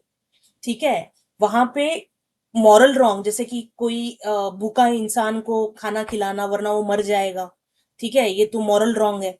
ठीक है, आप नहीं करते हो, कोई आपको जेल में नहीं डाल सकते. अगर फॉर एग्जाम्पल कोई रास्ते पे अगर किसी को चोट लग गई है, उसको हॉस्पिटल जाना है, आप गाड़ी नहीं रोकते हो, ये भी मॉरली रॉन्ग है. ठीक है. अनलेस आपकी एम्बुलेंस हो. ठीक है, मतलब आप उसी काम के लिए रखे गए हो. या तो अगर कोई बच्चा डूब रहा है या कोई इंसान डूब रहा है, आप उसको नहीं बचाते हो, ये सारे मॉरली रॉन्ग होते हैं. ठीक है, उनके लिए हम नहीं पकड़ सकते, हम सिर्फ लीगल रॉन्ग के लिए कर सकते हैं. ठीक है. तो यहाँ पे देखो, केस लॉ है एक, municipal corporation of Delhi versus Subhagwati. ठीक है. हमेशा केस जब भी देखोगे ना, तो समवन वर्सेस समवन होगा, किसी ने किसी के ऊपर केस किया है. ठीक है. तो बेसिकली ये जो केस हुआ था, इसमें ये हुआ था कि दिल्ली का एक 80 इयर्स पुराना क्लॉक टावर था. ठीक है, तो क्लॉक टावर को रिपेयर करना, उसकी मतलब पूरा देखभाल करना, ये म्युनिसिपल कॉर्पोरेशन ऑफ दिल्ली की रिस्पॉन्सिबिलिटी थी. तो सुभागवती का जो हस्बैंड था, वो एक दिन काम से घर आ रहा था. ठीक है, और उसके ऊपर वो क्लॉक टावर जो है वो ऊपर से नीचे गिर गया. ठीक है, और ये मर गया. ठीक है. अब जब केस हुआ, तो म्युनिसिपल कॉर्पोरेशन ऑफ दिल्ली ने इस केस इस पर्टिकुलर इंसिडेंट को एक्ट ऑफ गॉड बताया. ठीक है, जिसको वी मेजर भी बोलते हैं. ठीक है. वी मेजर, वी का मतलब होता है फोर्स. ठीक है. तो फोर्स और मेजर का मतलब होता है मेजर, तो मतलब कोई तो बड़ा फोर्स, ऐसा फोर्स जिसका हम हमारे हाथ में कंट्रोल ही नहीं होता. तो उन्होंने बताया ये तो एक्ट ऑफ गॉड है, ये हमारे हाथ में थोड़ी था. अब वो टावर कब गिरेगा, किसको पता था. ठीक है, उसके नसीब होंगे कि वो ही जा रहा था तो उसी के ऊपर गिर गया. तो यहाँ कोर्ट ने एक्चुअली बोला था कि नहीं, ठीक है, तुमने अगर उसको प्रॉपरली अगर मेंटेन किया होता, ठीक है, तुम्हारी तरफ से नेग्लिजेंस हुआ है, तुमने मेंटेन किया होता, तुम्हें पता था कि ये बहुत पुराना है, तो तुमने अगर ठीक तरह से उसको मेंटेन किया होता तो ये कभी गिरता नहीं. तो यहाँ पे तुम्हारा ओमिशन था, तुम्हारी ड्यूटी थी. ठीक है, it was your duty and that duty was fixed by the law कि आप इसका केयर करें. ठीक है, इसको ठीक तरह से मेंटेन करें, और तुमने नेग्लिजेंटली इसको ओमिट किया. ठीक है, इसके वजह से ये गिरा. तो कोई एक्ट ऑफ गॉड नहीं हुआ यहाँ पे. ठीक है, यहाँ पे तुम्हारी गलती के वजह से हुआ है. बट याद रखना, मोस्ट ऑफ द टाइम, और आप टॉट में देखोगे भी कि टॉट से बचने के लिए लोग एक्ट ऑफ गॉड का डिफेंस लेते हैं, this is one of defence. ठीक है, इस डिफेंस से टॉर्च जो है वो खत्म हो जाता है। अगर आप ये प्रूव कर सको कि जो गलत हुआ है वो गलत आपके वजह से नहीं हुआ है, वो गलत गॉड ने किया है, ठीक है, ऐसे किसी फोर्स ने किया है, जैसे कि फॉर एग्जाम्पल तुम्हारा सुनामी हो गया, ठीक है, या से टोर्नेडो हो गया, या से फॉर अर्थक्वेक हो गया, ठीक है, या हैवी रेनफॉल हो गया, फ्लड हो गया, ठीक है, इनसे अगर जो जो चीज इंसान के बस में नहीं है, ठीक है, जैसे तुमने ओ माय गॉड मूवी देखी होगी तो उसमें भी उन लोगों ने इसका जिक्र किया है। तो ऐसे केसेस में किसी पे लाइबिलिटी लगती नहीं है, ठीक है, अगर इसकी चीज की वजह से होता है तो। एक और केस देखो, general cleaning corporation limited versus Christmas. तो इस केस में क्या हुआ था, एक बंदा जो है वो लाइक जो विंडोज है ना वो साफ कर रहा था। तो साफ करते समय क्या हो गया कि बहुत जोर से हवा आई, और हवा आने की वजह से वो विंडो जो है ना वो ऐसा मतलब ऐसे उसके ऊपर आया, टूट गया, और उसका हाथ जो है ना वो उसके बीच में आके हाथ डैमेज हो गया, ठीक है। तो ऐसे केस में फिर उन्होंने यही बोला कि नहीं, कोर्ट ने ये बोला कि ये कोई एक्ट ऑफ गॉड वगैरह नहीं है, इसमें तुम्हारी गलती है, तुम्हारा ओमिशन कि तुमने सेफ सिस्टम प्रोवाइड नहीं किया, या तुमने उसको ठीक तरह से पूरा जानकारी नहीं दी कि इसको यूज कैसे करते हैं, ठीक है, इसके वजह से ये हुआ है। सो नेग्लिजेंस को एक्ट ऑफ गॉड का डेफिनेशन मत दो, ठीक है, तो ये रॉन्गफुल एक्ट में ये केसेस आते हैं। लीगल इंजरी में समझ लो, लीगल इंजरी जैसे हमने बोला कि कोई तो लीगल डैमेज होना चाहिए, मॉरल डैमेज नहीं चलेगा, मॉरल रॉन्ग नहीं चलेगा। आपके ऊपर कोई लीगल ड्यूटी थी, जो लीगल ड्यूटी आपने नहीं की, और सामने वाले के को उसके वजह से नुकसान हुआ, ठीक है। इसमें जो दो टर्म्स आपको समझने हैं, that is injuria sine damnum and damnum sine injuria. इसमें बहुत स्टूडेंट का कंफ्यूजन हो जाता है, और आते हुए भी स्टूडेंट्स क्या है, एग्जाम में क्वेश्चंस नहीं लिख पाते हैं, बिकॉज वो रट्टा करने की कोशिश करते हैं। रट्टा मत करो। अब तुम लोगों को पता चल गया है कि लैटिन को कैसे डिकोड करते हैं, तो डिकोड करने की कोशिश करो। हमने क्या बोला था, एक रूट होता है और उसके पीछे होता है एंडिंग, तो हम एंडिंग को मारो गोली, ठीक है, हमें एंडिंग से कुछ लेना देना नहीं है। तो इंजरिया जब हम बोलते हैं तो इसके आ को मारो गोली, और ये होता है तुम्हारा इंजरी, ठीक है, जिसका मतलब होता है तुम्हारा कौन सी इंजरी, तुम्हारा लीगल इंजरी, मॉरल इंजरी नहीं, ठीक है, लीगली तुम्हें कोई तो डैमेज हुआ है, ठीक है, नुकसान हुआ है। सीने का मतलब होता है विदाउट, ठीक है, सीने का मतलब होता है विदाउट। और डैमनम में वापस हम क्या निकाल देंगे, हम तुम्हारा निकाल देंगे, ठीक है। हमने बोला था ना, आ ए सारा निकाल दो, ठीक है, उसकी कोई ये नहीं है। तो डैमनम का मतलब क्या होता है कि तुम्हारा डैमेज, ठीक है। और यहाँ पे डैमेज जब हम बात करते हैं, इसका मतलब होता है डैमेजेस, सॉरी, इसका मतलब होता है तुम्हारा डैमेज, ठीक है। तो ये समझो कि अम,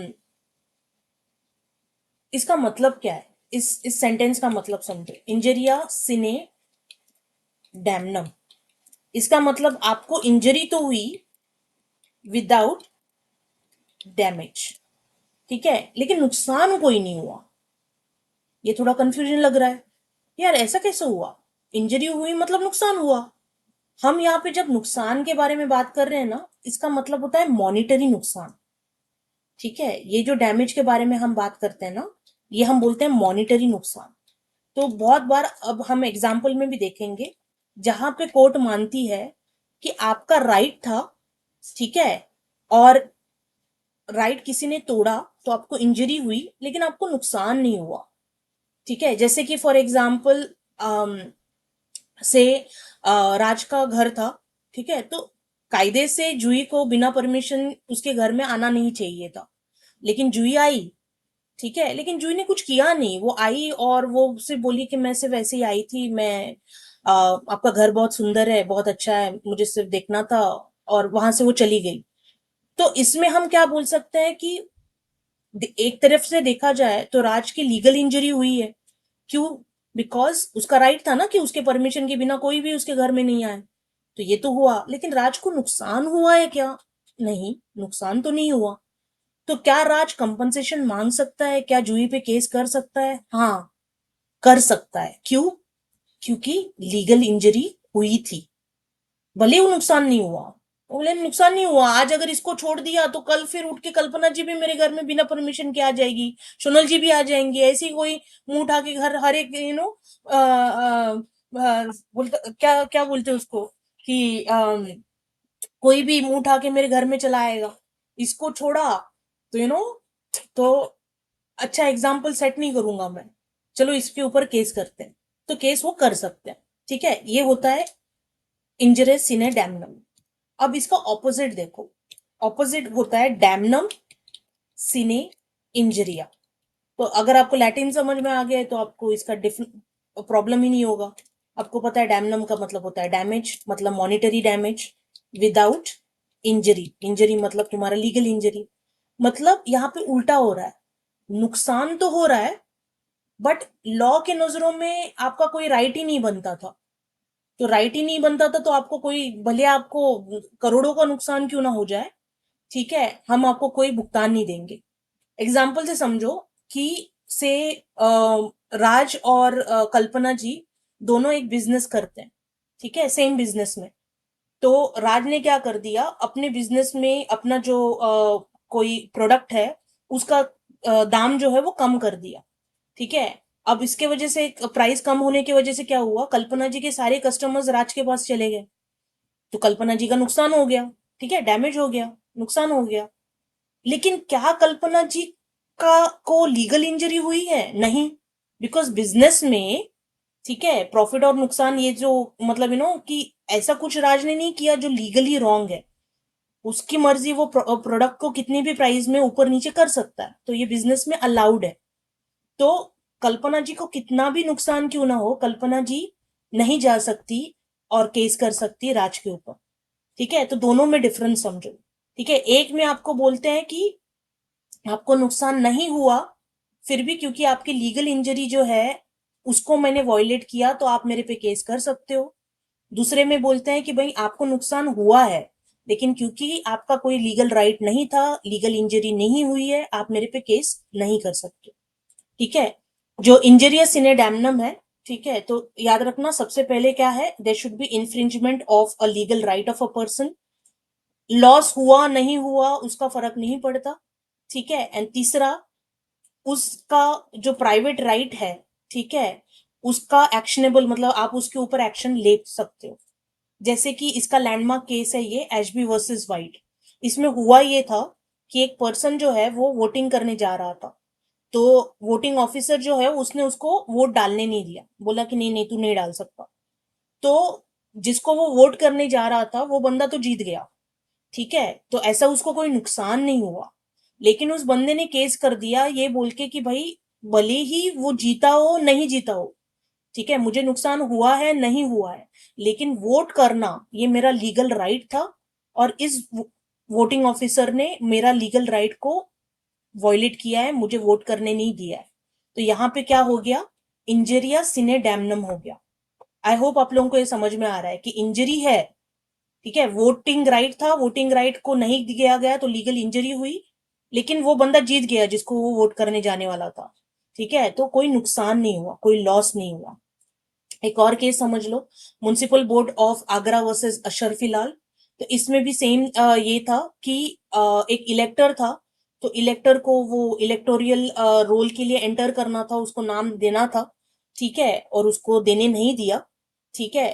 तो लॉ ने बोला कि ये लीगल इंजरी हुई है, ठीक है। इवन दो मतलब बाद में उसका वो कर पाया या बाद में वो जीत गया, ठीक है, लेकिन फिर भी उन्होंने बोला कि ऐसे किसी को, ऐसे सिटीजन को इलेक्टोरल रोल में से अपना नाम डालने से रोकना, ये यहाँ पे उसका राइट जो है वो इन्फ्रिंज हो गया है, ठीक है, यहाँ पे उसको इंजरी हुई है, तो आपको कंपनसेशन करना पड़ेगा।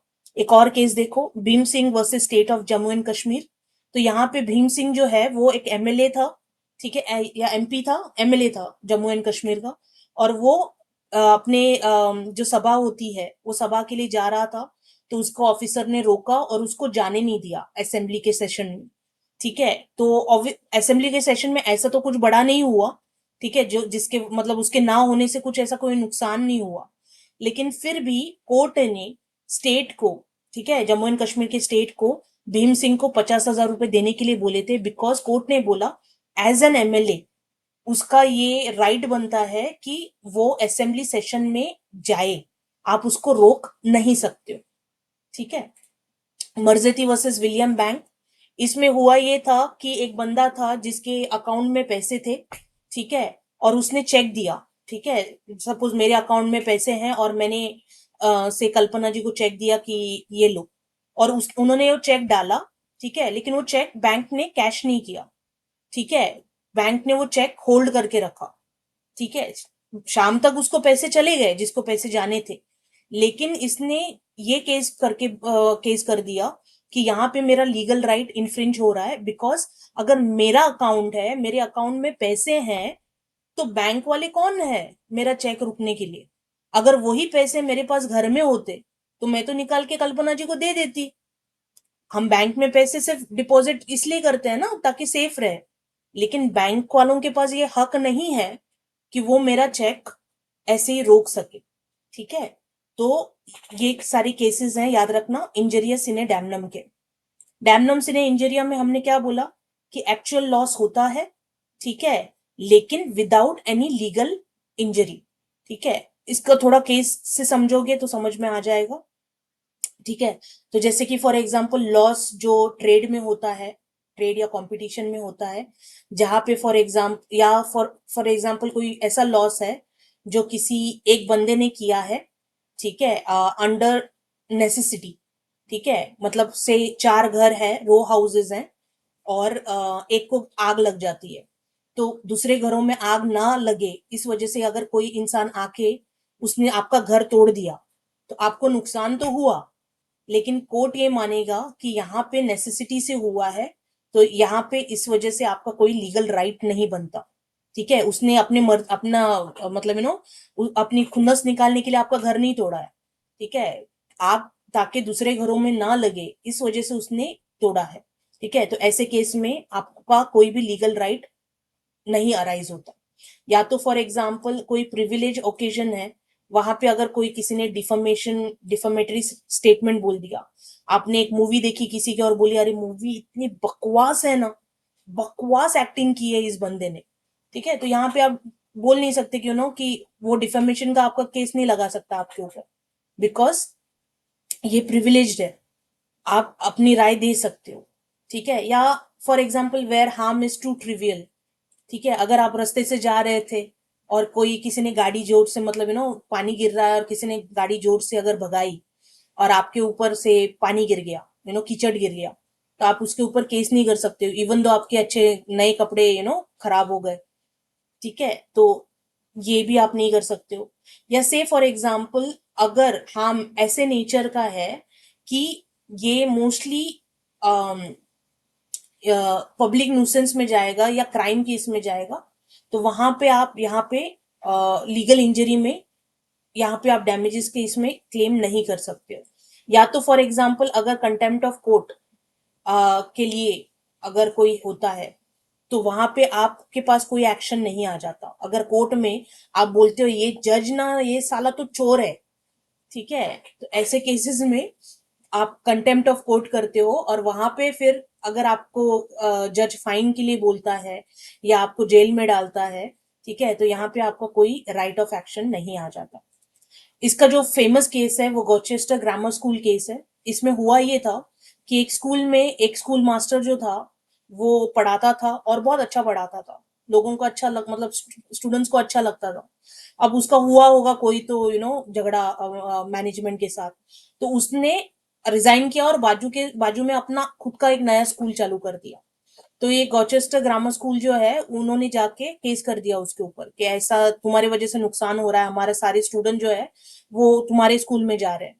तो कोर्ट ने बोला कि नुकसान तो है, लॉस तो है, डैमनम हुआ है, but sine injuria, without legal injury, कि उसने कुछ गलत नहीं किया, ठीक है, क्योंकि अपना स्कूल बनाना उसका हक है, ठीक है, वो चाहे तो कहीं पे भी स्कूल बना सकता है, ठीक है। तो ऐसा लॉ बोलता है कि यहाँ पे उस तुम्हारा कोई लीगल राइट नहीं आ जाता, और जहां पे कोई लीगल राइट नहीं होता वहां पे लीगल इंजरी नहीं हुई है। एक और केस से समझो, चेस मोर वर्सेस रिचर्ड। तो इसमें हुआ ये था कि प्लेंटिव प्लेंटिव मतलब जो केस करता है, ठीक है, और डिफेंडेंट मतलब जिसके ऊपर केस किया जाता है। तो प्लेंटिव जो है वो पानी इस्तेमाल करता था 60 ईयर्स से, ठीक है। एक स्ट्रीम थी वो पास होती थी, नीचे से जाती थी, तो उसका उसने क्या करता था, वो पानी इस्तेमाल करता था। अब जो सामने वाला था, डिफेंडेंट था, उसने अपनी जमीन पे एक वेल बना दी, बड़ा सा कुआं बना दिया। अब कुएं की वजह से क्या हो गया, जो पानी नीचे से जा रहा था, ठीक है, वो सारा इसके कुएं में आने लगा। तो जो प्लांटिफ है, उसके जमीन पे तो प्लांट पानी आ ही नहीं रहा है, ठीक है, तो उसका मिल के लिए पानी चाहिए, उसको पानी नहीं मिल रहा है।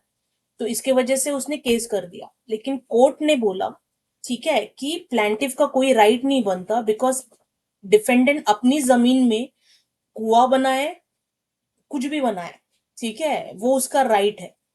तो तुम्हें नुकसान हो रहा है, हम समझ रहे हैं कि तुम्हें नुकसान हो रहा है, तुम्हें पानी नहीं मिल रहा है, क्योंकि पानी सारा ये खा रहा है, ठीक है, लेकिन इसमें हम कुछ नहीं कर सकते, ठीक है, क्योंकि उसका राइट है वो। सेम केस हुआ था ब्रेडफोर्ड कॉर्पोरेशन वर्सेस पिकल्स के केस में। इसमें सिर्फ इतना था कि यहाँ पे एक मेयर था, तो मेयर ने क्या कर दिया था, मेयर ने सामने वाली जमीन को बोल दिया कि मेरी जमीन है ना, वो तुम 10 टाइम 10 गुना पैसे देके खरीद लो। तो उन्होंने बोला नहीं नहीं नहीं, आप कुछ ज्यादा ये कर रहे हो। तो उन्होंने क्या कर दिया, मेयर ने अपने जो जमीन है उसमें उसने खड्डा बना दिया, ठीक है, और वो जो अंडरग्राउंड वाटर है, ठीक है, वो प्लेंटिफ को जाने से मतलब वो रुक गया।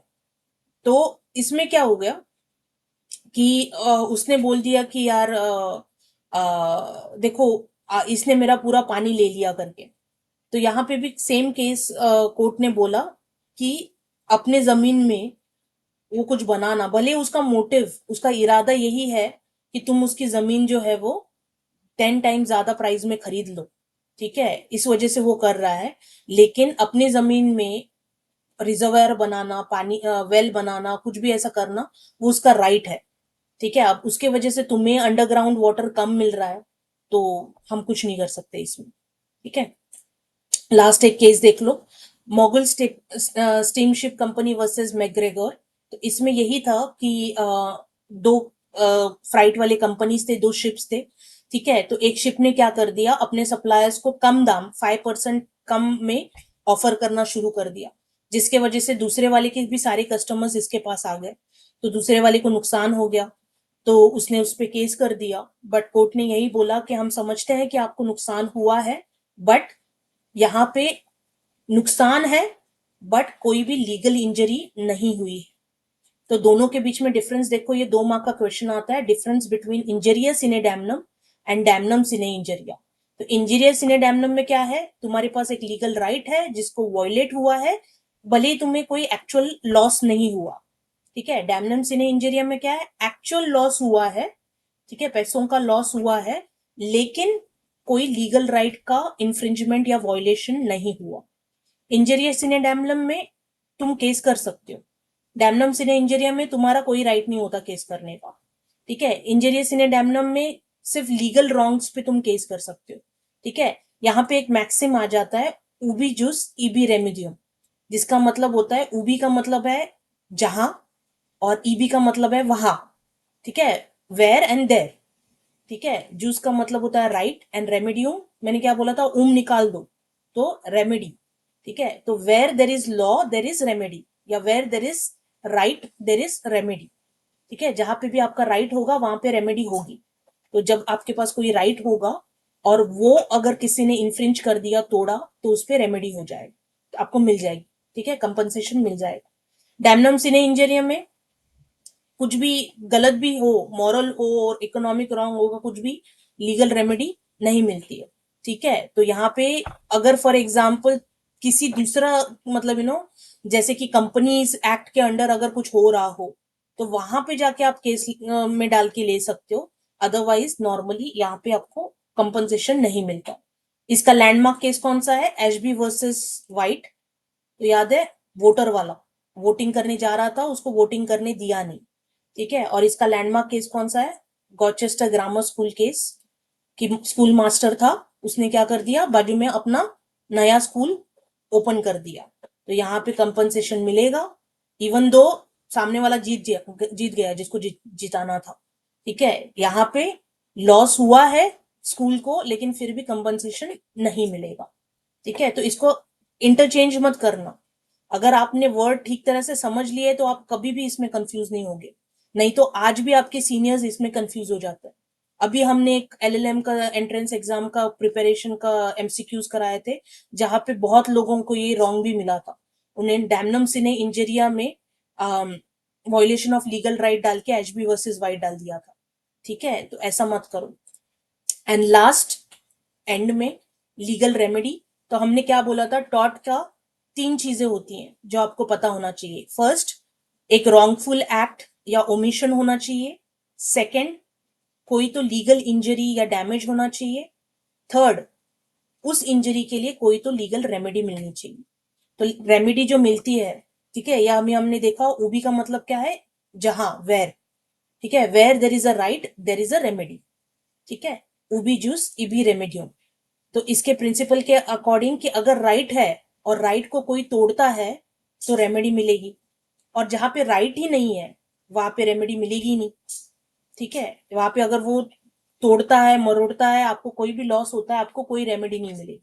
सिर्फ जहां पे आपका राइट बनता है वहां पे आपको रेमेडी मिलेगी, ठीक है। जैसे कि हमने वो एग्जाम्पल भी बताया कि अगर राज के घर में जुई बिना परमिशन के चली जाती है, भले ही जुई ने कोई नुकसान नहीं किया राज का, लेकिन क्योंकि राज का राइट था जो उसने इन्फ्रिंज कर दिया, वॉयलेट कर दिया, तो राज के पास ये हक है कि वो लीगल रेमेडी के लिए केस कर सकता है, ठीक है। If there is no right there will be no remedy. तो ये समझ लो, राइट में 2 तरीके के राइट होते हैं, एक होता है एब्सोल्यूट राइट और दूसरा होता है कंडीशनल राइट, ठीक है। Absolute right is a right of which amounts to a wrong gives rise to cause of action, ठीक है। आपके पास एक राइट था, वो सामने वाले ने गलत कर दिया जिसके वजह से आप उस पर केस कर गए, ठीक है। फर्दर कोई रिक्वायरमेंट की जरूरत नहीं है कि आपको कोई नुकसान हुआ है नहीं हुआ है। जैसे कि तुम्हारे ये वोटिंग वाला, वोट करना मेरा राइट था, उसने मुझे वोट करने नहीं दिया, अब उससे नुकसान हुआ है नहीं हुआ है ये मुझे दिखाने की जरूरत नहीं है, ये एक एब्सोल्यूट राइट है। एमएलए का असेंबली सेशन में जाना उसका राइट था, अब उससे उसको नुकसान हुआ है नहीं हुआ है ये फर्क नहीं पड़ता, ठीक है, ये उसका एब्सोल्यूट राइट है।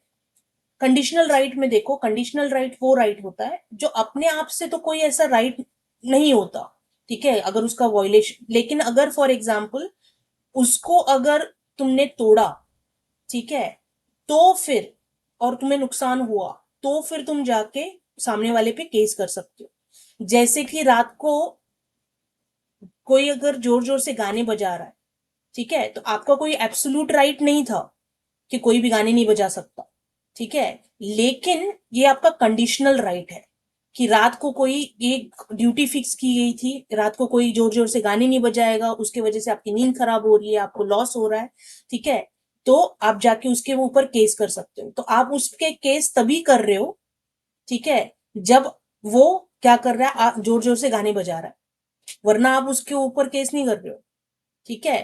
तो ये कंडीशनल राइट होता है।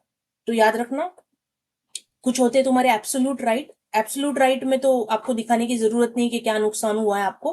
कंडीशनल राइट में आपको ये बताना पड़ता है कि इस वजह से आपको क्या लॉस हुआ है, ठीक है, आपको कैसे इंजरी हुई है, ठीक है, तभी आपको कंपनसेशन दिया जाएगा, ठीक है। बिकॉज टॉट कब होता है, टॉट के 3 चीजें कभी मत भूलना, ठीक है। तो इन द एंड हम आगे नहीं जाएंगे, कल कंटिन्यू करेंगे, ठीक है। So we still have like a lot left tomorrow.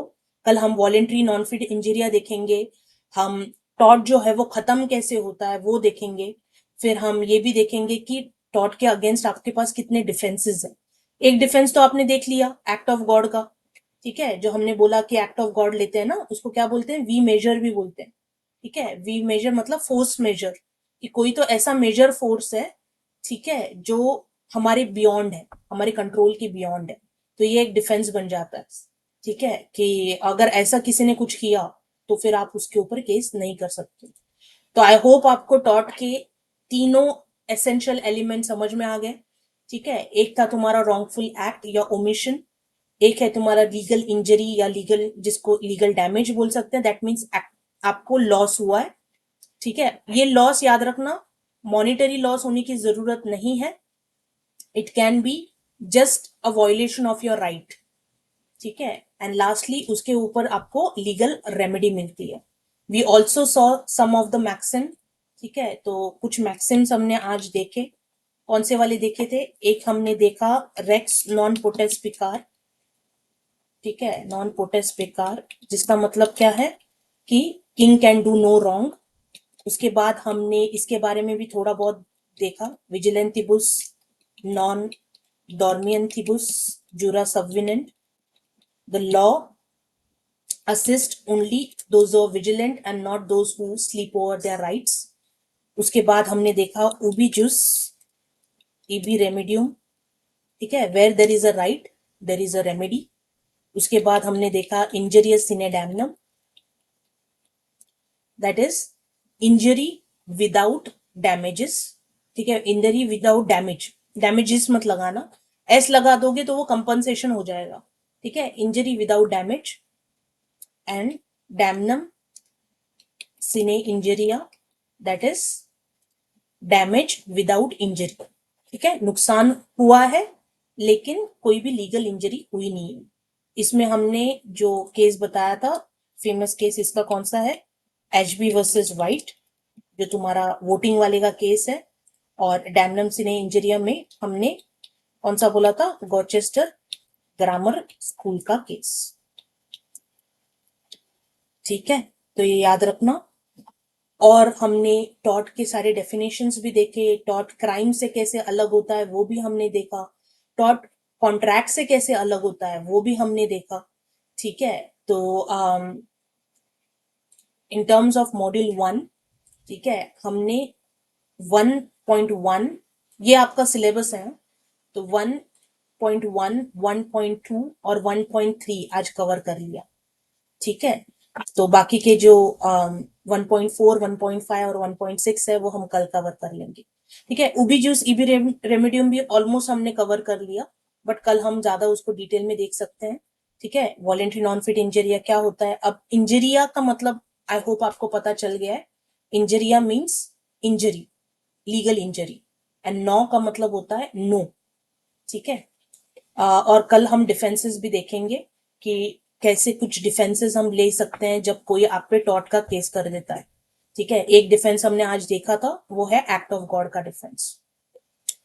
So any questions on this, कोई क्वेश्चंस है, कुछ पूछना है? कल्पना जी समजलं की नाही समजलं? हो मॅम समजलं. समजलं, ठीक आहे, हो आठवण हो. राहील का आठवण नाही राहणार? नाही नाही राहणार. राहणार ना, ठीक आहे, थोडं हो. परत परत थोडा थोडा रिपीट करूया ना, तेव्हा थोडा अजून माहिती पडेल। कसं असतं ना की हं, एकत्र सर्व एकदम फर्स्ट डेला सर्व भेटला ना कि थोड़ा कंफ्यूजन हो, हं, ठीक है। तो थोड़ा थोड़ा करके हम हं, रिपीट करते जाएंगे ना, तो याद होता हं, जाएगा। फिलहाल के लिए सिर्फ इतना देखो कि हाँ भाई कितना समझा, क्या मुझे वो वोटिंग वाला केस समझ में आया, ते समजलं वोटिंग वाल्याला हं. कशाला पैसे दिले, हो हो सगळं समजलं. समजला ना, कारण की त्याला वोट नाही करून हो. दिलं, ठीक आहे। या हं, तर तो भीमसिंग वाल्याला त्याला असेंब्लीमध्ये जाऊन दिला नाही, ठीक है, तो बोलला कि अरे हं, माझा राइट है, ठीक है, कल मुझे जाना है असेंबली में तो मैं जा सकती हूँ, ठीक है, मैं एमएलए हूँ तो मुझे रोक नहीं सकते, राइट। तो उसको 50,000 इसलिए मिले थे, तो वहां पे इंजरिया सिने डैमनम हो जाता है, ठीक है। ठीक है guys, so tomorrow will meet at the same time 9:30, और जो बाकी का बचा हुआ है तो हमारा मॉड्यूल 1 जो है डॉट का कंप्लीट हो जाएगा। Soon you will get the access to the website, ठीक है, तो वेबसाइट पे आपको एक्सेस मिल जाएगा। तो ये सारी स्लाइड्स और रिकॉर्डिंग जो है वो वेबसाइट पे रहेंगे, यू कैन ऑलवेज रिविजिट, ठीक है, आप वापस से इसको सुन सकते हो, स्लाइड्स को देख सकते हो। अगर आपको लगता है कि कुछ समझ में नहीं आ रहा है तो आप नेक्स्ट हमेशा अगले क्लास में अपने इंस्ट्रक्टर को पूछ सकते हो। ठीक है। हर एक सब्जेक्ट में 4 मॉड्यूल्स होते हैं Raj. Every subject has 4 modules, modules 1 2 3 4। ठीक है, आपका जो मॉड्यूल टॉट में 1 2 3 है वो टॉट के बारे में है। मॉड्यूल 4 में आपका कंज्यूमर प्रोटेक्शन एक्ट आ जाता है और मोटर व्हीकल एक्ट आ जाता है। ठीक है, तो आपका ऐसा समझ लो कि 75% टॉट का जो पेपर है, तो उसमें से 75 नहीं, पकड़ लो 60% जो है वो आपका टॉट है, 30% कंज्यूमर प्रोटेक्शन एक्ट है और 10% आपका मोटर व्हीकल एक्ट है। तो 3 चीजें मिलके आपको पढ़नी है। ठीक है, तो स्लोली स्लोली हो जाएगा, टेंशन मत लो। ठीक है, सिर्फ थोड़ा थोड़ा समझने की कोशिश करो एंड क्वेश्चंस पूछने की कोशिश करो। ठीक है, क्वेश्चन पूछो, कुछ डाउट होता है तो डाउट पूछो and also try to answer. ठीक है, जैसे कि अगर मैं कल आपको पूछूं कि वो 3 मेन एलिमेंट्स क्या है टॉट के, तो I would expect an answer from you. या अगर मैं आपको पूछूं कि इंजरियस सिने डैमनम क्या होता है, या डैमनम सिने इंजरिया क्या होता है, या उबी जूस इबी रेमेडियम क्या होता है, सो आई एक्सपेक्ट कि एटलीस्ट आप वो कोशिश करोगे कि चलो मैं एटलीस्ट आंसर करती हूँ, या उसमें कौन सा केस था वो याद करने की कोशिश करती हूँ। बिकॉज द मेन थिंग यहाँ का यही है। आई रिमेम्बर, आई थिंक कल्पना जी या राज किसी ने मुझे पूछा था कि नोट्स का कैसे होता है। तो नोट्स यही होता है, आप मेंटल नोट्स लेने की कोशिश करो। ठीक है, तो मेंटल नोट्स में जब आप नोट्स लेते हो, ठीक है, तब आपको किसी और नोट्स की जरूरत नहीं पड़ती है। बिकॉज आपको ये सारी चीजें जो है वो ऑटोमेटिकली याद हो जाता है। कभी आपके सीनियर्स को पूछना, तो उनमें जब फॉर एग्जाम्पल जब उन्होंने पढ़ा है, तो उन्होंने इसलिए इतनी अच्छी तरह से पढ़ा है कि आज उनको एलएलएम एंट्रेंस के एग्जाम में या बार काउंसिल के एग्जाम में उनको ये प्रॉब्लम नहीं आ रही है।